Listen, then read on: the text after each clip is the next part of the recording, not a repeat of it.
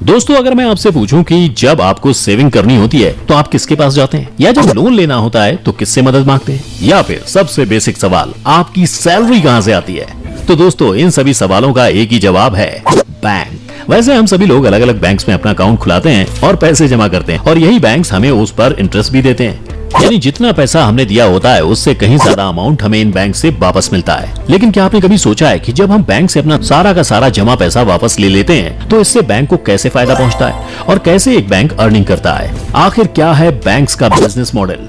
Number 1, customers money.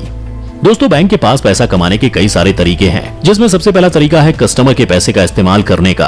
दरअसल bank आपके जमा पैसों का यूज करते हैं दूसरों को लोन देने के लिए, और उस लोन पर जो भी इंटरेस्ट रेट चार्ज करते हैं उससे ही इनकी अर्निंग होती है।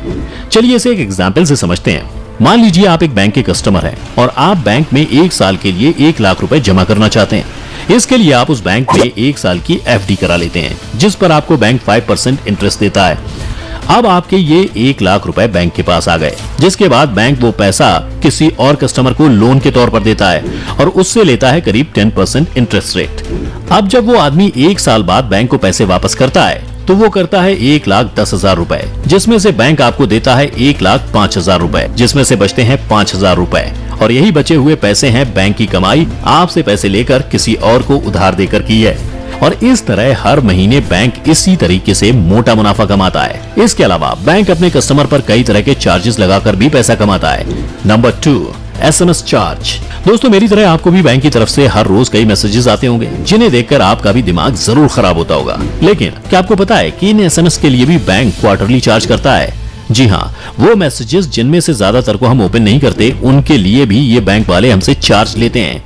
वैसे RBI की गाइडलाइन कहती है कि बैंकों को ये सर्विस फ्री देनी चाहिए, लेकिन कई बैंक्स ऐसे भी हैं जो 5 पैसे पर SMS के हिसाब से 25 रुपए महीने तक कस्टमर्स के बैंक अकाउंट से लेते हैं, और इस पर GST अलग से लगता है।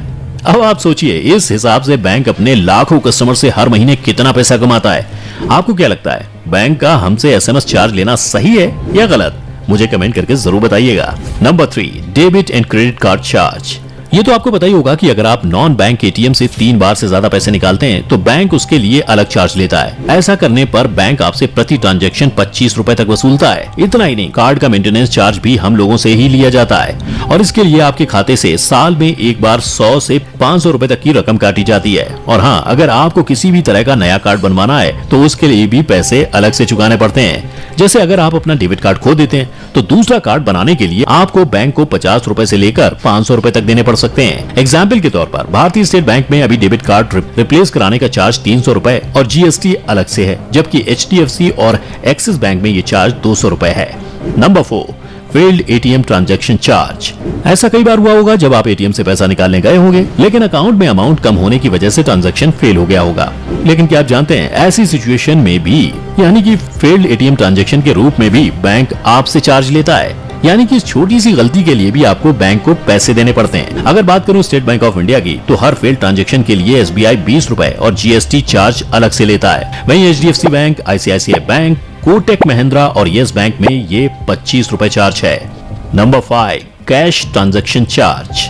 दोस्तों, हर बैंक में सेविंग अकाउंट होल्डर को एक तय लिमिट तक कैश ट्रांजैक्शन फ्री में करने की इजाजत होगी, लेकिन जैसे ही इस लिमिट को क्रॉस किया जाता है बैंक आपसे चार्ज लेना शुरू कर देता है। वैसे हर बैंक के लिए ये कैश ट्रांजैक्शन लिमिट अलग अलग है। जैसे एक्सिस बैंक से आप एक महीने में 2 लाख रुपए तक या 4 बार फ्री में कैश निकाल सकते हैं। इसके बाद बैंक आपसे हर निकासी वाली राशि का 2.5% अलग से चार्ज लेता है। इसके अलावा बैंक आपसे minimum account balance, fund transfer, cheque clearance, locker facility और इंश्योरेंस के नाम पर भी बैंक काफी मुनाफा कमाता है। अब दोस्तों, आपके मन में ये सवाल जरूर उठ रहा होगा कि क्या बैंक जमा होने वाला सारा पैसा यूज कर लेता है? तो इसका जवाब है नहीं। दरअसल RBI का एक रूल है जिसके मुताबिक जितना भी पैसा डिपॉजिटर्स जमा कराते हैं बैंक में, उसका कम से कम 4% पैसा बैंक को अपने पास कैश में रिजर्व करके रखना पड़ता है, और इसे कैश रिजर्व रेशियो कहा जाता है। और ये रेशियो कितना होना चाहिए, ये भी RBI ही हर साल डिसाइड करता है। इसके अलावा बैंक्स को कुछ % पैसा गवर्नमेंट बॉन्ड्स, गोल्ड रिजर्व और PSUs यानी कि पब्लिक सेक्टर अंडरटेकिंग्स में भी इन्वेस्ट करना पड़ता है, और इन सब में इन्वेस्ट होने वाले अमाउंट हटाने के बाद भी बैंक के पास कम से कम 75% से ज्यादा पैसा बच जाता है, जिसे वो इंडिपेंडेंटली यूज कर सकता है